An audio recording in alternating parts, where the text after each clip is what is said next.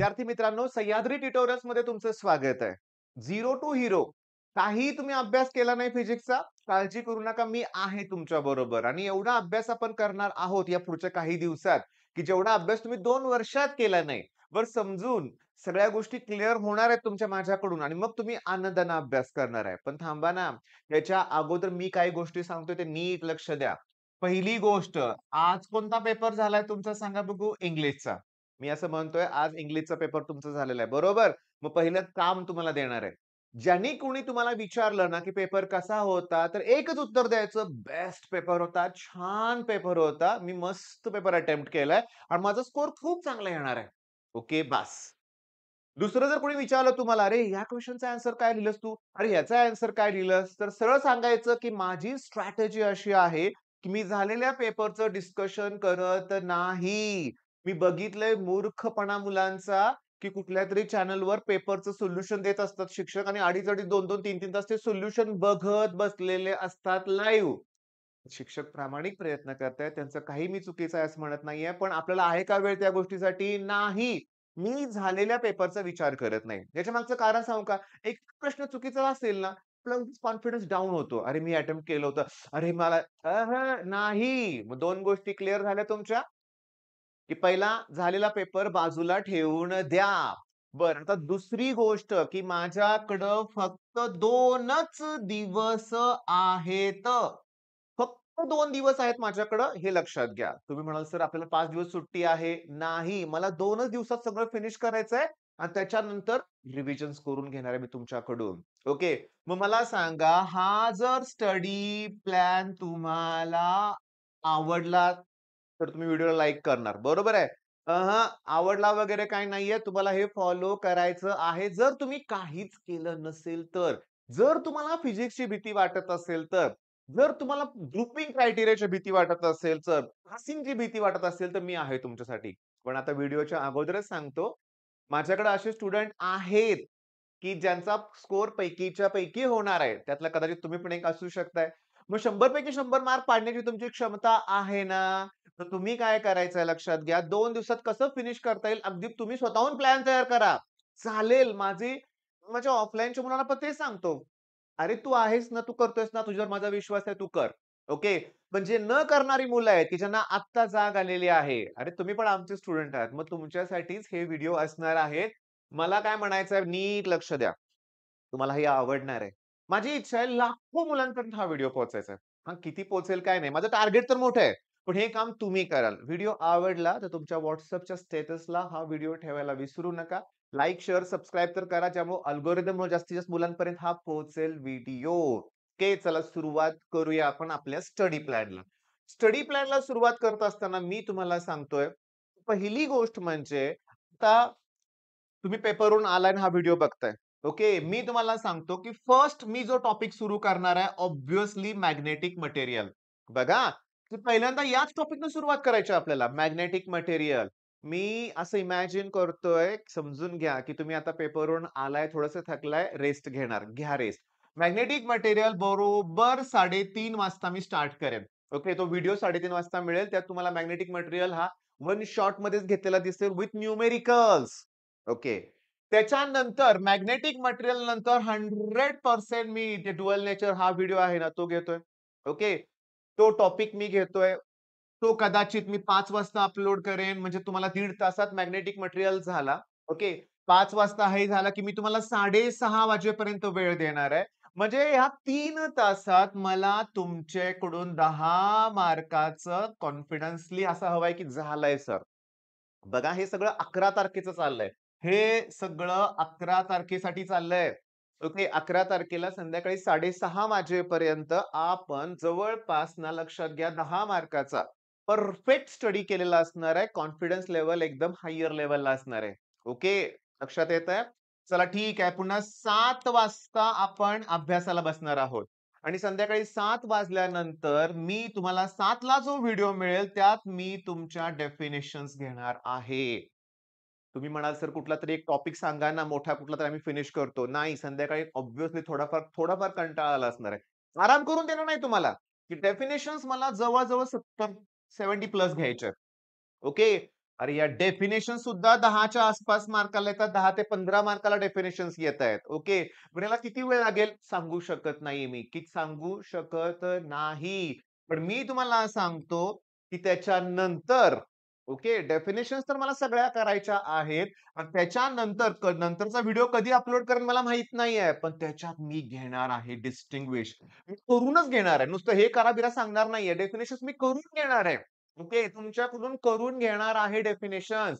मग कदाचित आज रात्री 1 वाजेल, नाहीतर 2 वाजतील, नाहीतर वाजू दे 3 मला हे सगळं फिनिश करायचं आहे. बरं हे जर मी केलं, तर मला माहिती आहे, की आजच माझा ना 70 पैकी जवळ-जवळ 25 ते 30 मार्काचा पेपर अटेम्प्ट होणारं. ओके. हे सगळं झालं किती तारखेपर्यंत सांगा बघू? 11 तारीख म्हणजे आजचंच म्हणूया आपण. ठीक आहे. आता 12 तारखेला काय केलं पाहिजे? ओके. रात्री जास्त जागरण झालं असेल, सकाळी ठीक आहे. मी असं इमॅजिन करतोय 7:00ला तर जाग येईल ना आपल्याला. 8:00ला तर बसू ना आपण अभ्यासाला. मग त्यावेळेस मी पहिल्यांदाच घेणार आहे rotational dynamics with numerical. Rotational dynamics, derivation, numerical सगळंच आपल्याला फिनिश करायचं आहे आणि तो व्हिडिओ सकाळी 8च्या ऐवजी आता सकाळी 5ला स्ट्रॅटेजीचा व्हिडिओ असतो तुम्हाला माहिती आहे. जमलं तर मी हा व्हिडिओ सकाळी 5लाच अपलोड करेन बरं का रे बाळांनो. सिरियसली बरं का. काही मुलं आहेत, की जे सकाळ-सकाळी सुद्धा अभ्यास करतायत. म्हणजे मला रोटेशनल डायनॅमिक्स पहिल्यांदा फिनिश करायचंय. सुरुवातीला, दिवसाच्या सुरुवातीला. रोटेशनल डायनॅमिक्स मला फिनिश करायचं आहे. बरं, आता रोटेशनल डायनॅमिक्स केलं आपण. त्याच्यानंतर लगेच कुठला टॉपिक घेऊया? ओके, मी तुम्हाला सांगू का? टॉपिक सगळे छान आहेत, पण आता टॉपिक मोठे आहेत. पण मला भीती नाहीये. का? मी डिस्टिंग्विश फिनिश केलेलं आहे. मी डेफिनेशन्स फिनिश केलेले आहेत. मग रोटेशनल डायनॅमिक्समध्ये एक डेफिनेशन आहे. कुठली सांगा बघू? मोमेंट ऑफ इनर्शिया ती झाली माझी. बरं आता मग लक्षात आलंय माझ्या, की त्याच्यानंतर आपण सगळे लॉज घेऊया. 30च्या आसपास लॉज आहेत. 30 पेक्षा कमी आहेत. वेळ लागणार. पण वेळ लागू दे, ही दुपारी 12 वाजेपर्यंतचं टार्गेट ठेवूया आपण. लक्षात घ्या 12 वाजेपर्यंत रोटेशनल डायनॅमिक्स एक फिनिश करूया आणि लॉज सगळे फिनिश करूया. सगळ्या टॉपिक मधले बरं का. सगळ्याच टॉपिक मधले. म्हणजे सगळ्या टॉपिक मधल्या मी डेफिनिशन्स केलेत. सगळ्या टॉपिक मधल्या मी डायग्राम काय ते डिस्टिंग्विश केलेत. सगळ्या टॉपिक मधले मी लॉज सुद्धा फिनिश केलेले आहेत. आणि त्यामुळं इथं माझा कॉन्फिडन्स वाढलाय. इथं सुद्धा 10 मार्काची तयारी झालेली आहे आपली. कारण हा 7 मार्काला हे लॉज आता ह्याच्यातला पण एक लॉ आहे. Law of conservation of angular momentum with proof मी घेणार आहे बरं का. विथ प्रूफ मी घेणार आहे. हे लक्षात घ्या. ओके. बरं आता झालं. आता याच्यानंतर काय केलं पाहिजे? मी तुम्हाला सांगू का? याच्यानंतर मला 12 नंतर तुम्ही जेवल्यानंतर थोडासा ब्रेक घेतलाच पाहिजे असं माझं मत आहे. मग समजा आपण 2 वाजता स्टार्ट केलं. पण त्या दरम्यान पण मी काय म्हणतोय, काय टोटली रेस्ट नाही घ्यायची. 2 तासाचा आम्ही आराम करतो. नाही. वाटलं तर तुम्ही रिव्हिजन कुठलीतरी करायची. वाटलं नाही करायचीच आहे रिव्हिजन लक्षात घ्या. मग 2 वाजता तुम्हाला काय केलं पाहिजे? तर मी तुम्हाला सांगू का? 2 वाजता ॲक्चुअली सांगू का? फ्लुइड मेकॅनिक्स ओके, फ्लुइड्स म्हणूया आपण. ठीक आहे. मेकॅनिकल प्रॉपर्टीज ऑफ फ्लुइड्स हा टॉपिक घ्यायचा आहे आपण. ओके. लागू दे किती पण वेळ ते 7 मार्काला. ओके. आणि फ्लुइड झाल्यानंतर मी kinetic theory of gases and radiation हा टॉपिक घेणार. ओके. म्हणजे आणि त्याच्यानंतर संध्याकाळी मला पुन्हा ऑसिलेशन घ्यायचं आहे. ओके. म्हणजे हे 7 आणि 7 आणि 7 मार्क आणि समजा 5 मार्काला असेल ऑसिलेशन म्हणूया आपण. 26 मार्क आणि लॉचे मार्क म्हणजे आज पुन्हा 30 मार्काचं होणारं. आपल्याजवळ फक्त 2च दिवस आहेत. तर एकच दिवस उरलाय. 4 टॉपिक 5-6 टॉपिक झालेत आपले. पण आपण लॉस डेफिनिशन ते सगळं केलंय ना. पण हे कव्हर करणं महत्वाचं आहे. मी तुम्हाला सांगतो खरोखर एवढा वेळ लागेल का रे ह्यांना? प्लस 5 वाजेपर्यंत आपण फिनिश करू शकतोय. 5 पण खूप झाले लक्षात घ्या. हे संध्याकाळी 8 पर्यंत हे 11 पर्यंत फिनिश करू शकतोय. पण थांब की सगळ्यात महत्वाचं आता हे सगळं लवकरात लवकर फिनिश जरी केलं, तर संध्याकाळी पाहिजे रिव्हिजन. जेवढं केलंय हे आणि हे याची रिव्हिजन करायचीच आपण 12 तारखेला संध्याकाळी लक्षात घ्या. ओके. आता 13 तारीख आपला लास्ट डे आहे.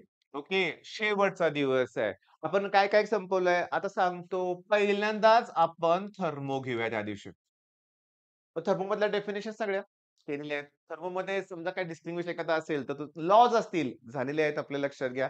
त्याच्यामुळे हा टॉपिक संपवायला वेळ लागणार नाही. थर्मोचे न्यूमेरिकल्स पुस्तकात जे सॉल्व्ह करून दिले ते अतिशय विचित्र दिलेत, कळत नाहीयेत.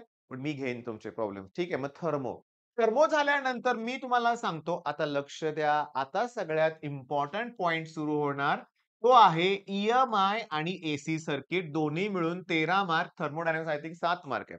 मग ई-एम-आय आणि एसी सर्किट आपण घेणार आहे. ई-एम-आय आणि एसी सर्किट. ओके. हे सगळं दुपार त्यात निघून गेले. संध्याकाळी मग सुपरपोजिशन ऑफ वेव्ह घ्यायचं आहे आणि वेव्ह ऑप्टिक्स घ्यायचं आहे. हे 4 टॉपिक. तर होतंय काय बघा, तुम्हाला सांगू का, हे होतोय आपण आज फिनिशच व्हायला पाहिजे होतं, पण होत नाहीये. असं वाटतंय 4 अन् 4 8 4 5, 6, 7, 8 आणि मग सकाळचे ते 2, 10. 10च टॉपिक झाले आपले. अरे बापरे! 6 टॉपिक अजून राहिलेत. मी तुम्हाला सांगू का? Wave optics, superposition of waves हे पण आय थिंक 7-7 मार्काचे टॉपिक आहेत. म्हणजे टॉपिक जे राहिलेत ना, थांबा, ई-एम-आय आणि एसी सर्किट हे 2 टॉपिक वेगळे आहेत लक्षात घ्या. म्हणजे 1, 2, 3, 4, 5 आहेत हे लक्षात घ्या.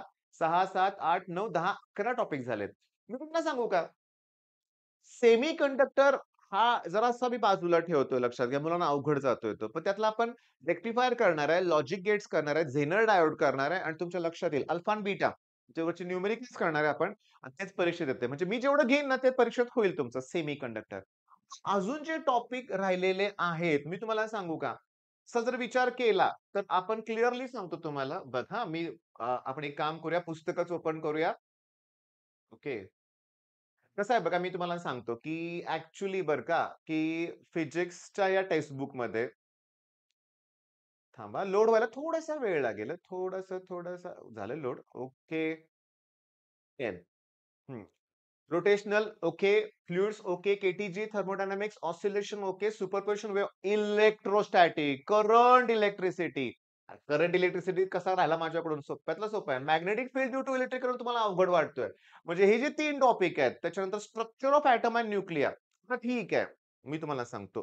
ती रिअलिस्टिक विचार करूया. मी म्हटलं 2 दिवस. नको. आपण 14 तारीख घेऊया. आपण 14 तारीख घेऊया आणि रिमेनिंग सगळे टॉपिक संपवूया. Current electricity, electrostatic, magnetic effect of electric current. बरं आता झालं काय सांगा, या स्टडी प्लॅननुसार 14 तारखेलाच आपलं फिनिश होतंय. 13 तारखेला पण संध्याकाळी आपण रिव्हिजन करणार आहे. 12 तारखेला पण आपण रिव्हिजन करणार आहोत लक्षात घ्या. आणि त्याच्यानंतर 14 तारीख आहेच आपली म्हणूया आपण. ओके. ह्या दिवशी पण रिव्हिजन करणार आहे. आता उरलं काय 15 तारीख, 16 तारीख फुल रिव्हिजन आणि 17 तारखेला कॉन्फिडेंटली आपण पेपरला जाणार आहे. मग का नाही होणार सांगा? का नाही होणार तुमचं सांगा आणि कसं नाही होणार? होणार आहे. बरं नुसते व्हिडिओ अपलोड करून देणार नाही, मी करून घेणार आहे तुमच्याकडून लक्षात घ्या. करून घेणार आहे. म्हणजे डेफिनिशन्स एक्सप्लेन करणार आहे. पाठ करून घेणार तुमच्याकडून म्हणूया आपण. हसलो का ते कळालं का? ॲक्चुअली पाठ करण्याच्याच मी विरोधात आहे म्हणूया आपण. पण जाऊ दे, जर काही केलं नसेल तर करा माझ्याबरोबर अभ्यास. बरं आता हे तुम्हाला कळालं का, की तुम्ही म्हणाल, "सर नाही, नाही आमची स्ट्रॅटेजी वेगळी आहे." अरे तू जर पैकीच्या पैकी मार्क पाडणारा स्टुडंट असशील, तर ती स्ट्रॅटेजी कुठलीही वापर मी म्हणतो ना, मी माझ्या ऑफलाईन मधल्या मुलांना पण म्हणतो, "काहीही कर." अरे पण तू जर वर्षभर केलेलंच नसशील, तर माझं ऐक, मी सांगतोय ते कर. विश्वास ठेव.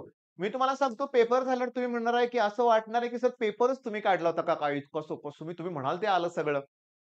अरे करून घेतलंच एवढं, त्याच्या बाहेरचं काय जर विचारत बसले शिक्षक, तर रिझल्ट लागेल का? नाही ना. मी तुम्हाला किती वेळा सांगितलंय, की मी इतके YouTube चॅनल फॉलो करतो, जिथं मॉडरेटर येतात, चीफ मॉडरेटर येतात, म्हणजे फिजिक्स ज्ञान मुकेश नाईक सरांच्या चॅनलवर तुम्ही बघताय ना. ते सगळेजण काय म्हणतायत, की आम्ही मार्क देण्यासाठीच बसलोय. आम्हाला पेपर सोप्पाच काढायचा आहे.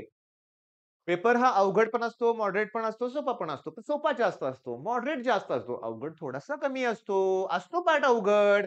डिलीट करा त्याला. 70 पैकी 50, 60, 70 च्या आसपास मार्क पाडले ना तुम्ही, तुम्ही एक्स्ट्राऑर्डिनरी ठरणार आहे. आणि या स्ट्रॅटेजीने ते होणार आहे. ओके. मग चला नेक्स्ट व्हिडिओची वाट बघा. आपण मॅग्नेटिक मटेरियल पासून स्टार्ट करूया. All the best.